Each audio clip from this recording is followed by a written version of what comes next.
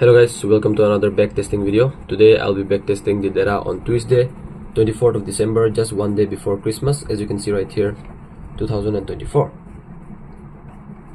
right? And let me show you the news before I do the backtesting. So on 24th of December there was no news, as you can see, on Tuesday, and it's also a Christmas week, so we have to be a bit careful because the volume that we are seeing here is not going to be the same on the Christmas, because obviously the people are not trading or the people are not available in the markets as such. So now we can clearly see right here,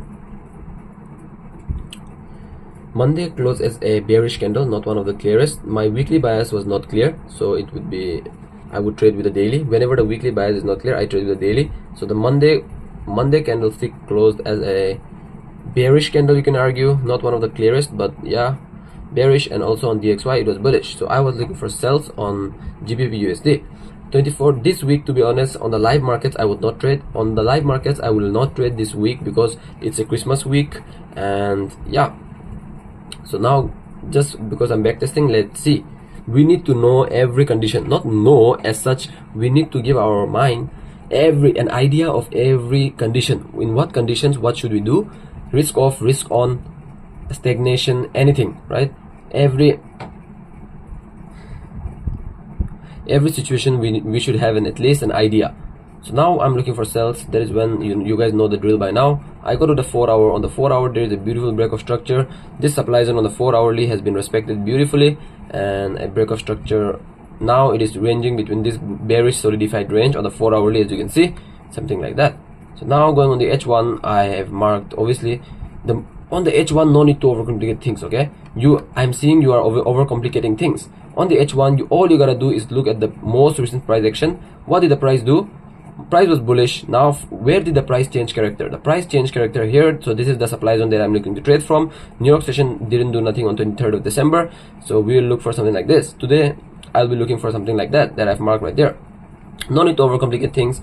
Look for supply zones or demand zones that you want to trade from the previous days, and yeah, that's it. No need to overcomplicate things, and once you get it, right?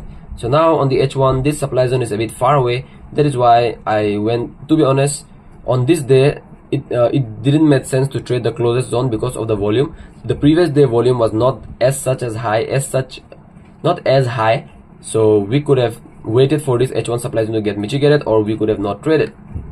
So in this case we can see there was a supply zone on the M15, as you can see, which I was looking to trade from if it was in my time window, and also it was in my time window. You can see the M15 supply zone got mitigated. The Asian high liquidity got swept right there on here, and after the Asian high liquidity got swept on the M5, there was a change of character, but there was no clear entry signal, as you can see.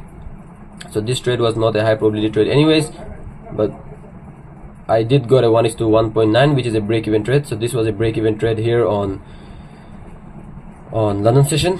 This was the break-even trade on London session. So now this M15 supply zone is irrelevant, right?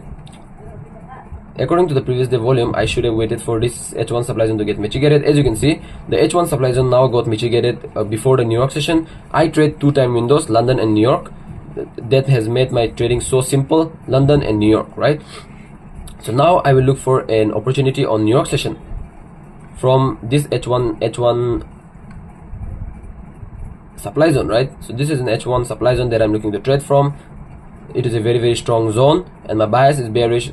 So now we go to the M15. So the M15 started to show some rejection right around here on New York session. That is when I went to the lower time frames like the M5, and on the M5, as you can see right here, there was a beautiful change of character, and I entered somewhere around here with a 10 pip stop loss, and the rest is history.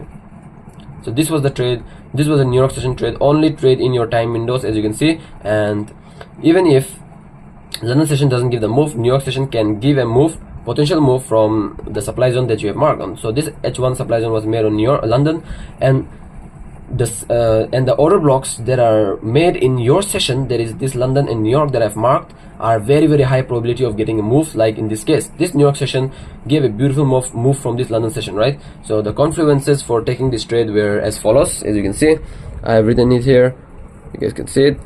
Build enough confidence to execute the trades when they show up. Don't hesitate.